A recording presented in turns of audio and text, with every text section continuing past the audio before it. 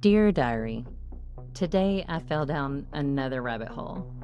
I told myself I'd just read a few articles, but here I am, hours later, chasing names I shouldn't know and piecing together details no one's supposed to remember.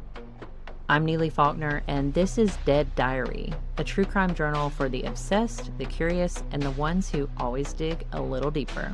So let's go ahead and turn the page, but don't say I didn't warn you.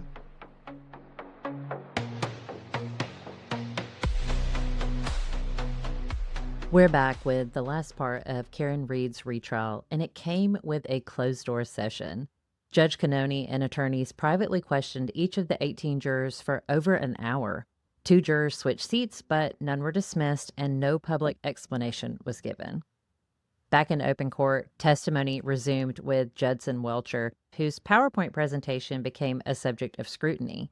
Defense attorney Robert Alessi questioned why slides had recently been changed. Welcher admitted he revised them, adjusting wording and route data, including the mileage while Reed's car was in Dighton. He told jurors, quote, "My job is to look at data. I don't have a dog in this fight." Outside the jury's presence, the defense questioned Welcher about a drone photo. It turned out the image came from a mislabeled file attributed to Trooper Joe Paul. Prosecutor Hank Brennan clarified that the photo Welcher used wasn't the same one Paul used in his report, and that both came from the state police's CERT team. Then came the final nail in the Commonwealth's presentation, a clip of Karen Reed's own words. In an interview, she asked, quote, "Could I have run him over? Did he try to get me as I was leaving?" She added that she was listening to loud music with her wipers and heater going, suggesting she may not have known if she hit him. She also recalled her telling her attorney, David Yannetti, her fears, and he allegedly responded, quote, "Yes, you have some element of culpability." The Commonwealth officially rested.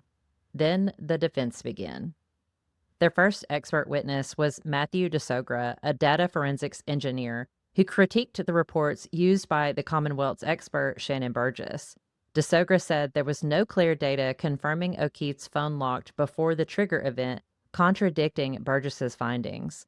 On cross, Brennan asked bluntly, quote, "Are you saying Karen Reed's vehicle never hit John O'Keefe?" DeSogra responded no. He admitted he conducted no independent testing. Defense attorney David Yannetti also called Jonathan Diamandis, a longtime friend of Trooper Proctor.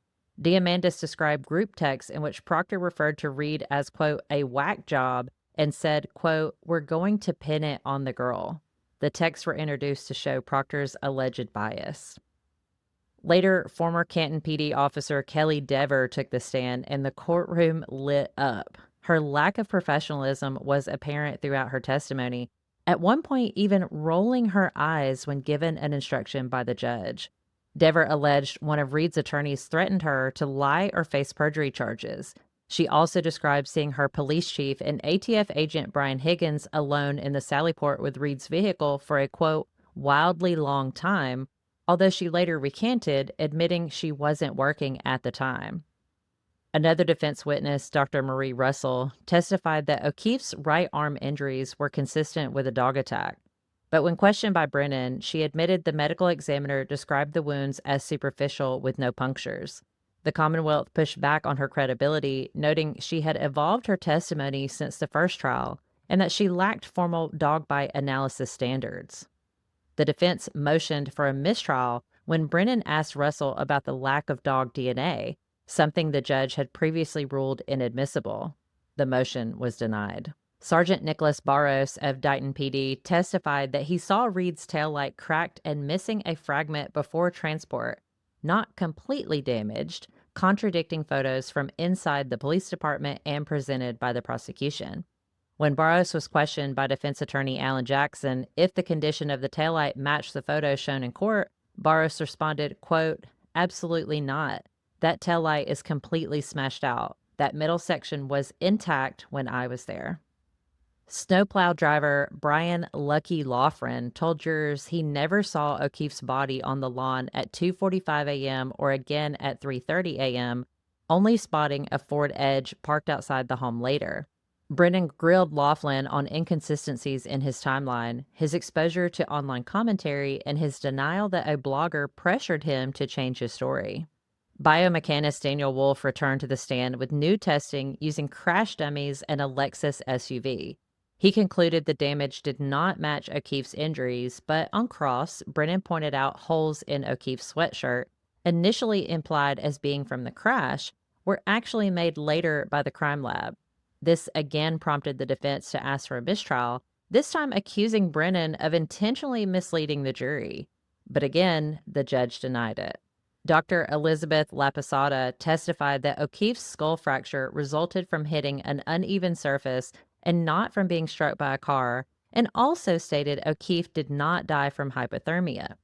Under cross, Brennan brought up her controversial tenure as Rhode Island's chief medical examiner, citing audit backlogs and delayed disaster response. Laposada dismissed the allegations as, quote, bullshit. The defense rested after the testimony of its final witness, Dr. Andrew Rentschler, who told jurors O'Keefe's injuries were inconsistent with being hit by Reed's Lexus. After closing arguments began, Alan Jackson told jurors, quote, there was no collision.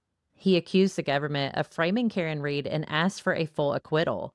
Special ADA Brennan countered, quote, she was drunk, she hit him, she left him to die, it's that simple. After 21 hours of deliberations over 4 days, the jury delivered their verdict. Not guilty of second-degree murder, not guilty of manslaughter, not guilty of leaving the scene.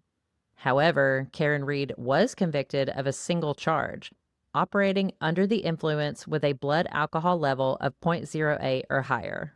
Her sentence? 1 year of probation, enrollment in a 24D alcohol education program, and a temporary license suspension. On the courthouse steps, Reed thanked her supporters and stated no one had fought harder for justice for John O'Keefe than she had. So what do you think? Did the jury get it right?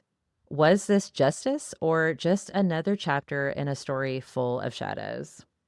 That's it for our coverage of the Karen Reed retrial. If you've been following along and found value in our work, help us keep going by leaving us a 5-star review wherever you're listening. Dead Diary is a production of Murder Creek Media. To explore more of our work, including our investigative true crime series and other stories that keep us up at night, visit murdercreekmedia.com. Remember, new episodes of Dead Diary drop every week, so make sure to follow or subscribe on any podcasting platform. We'll see y'all soon.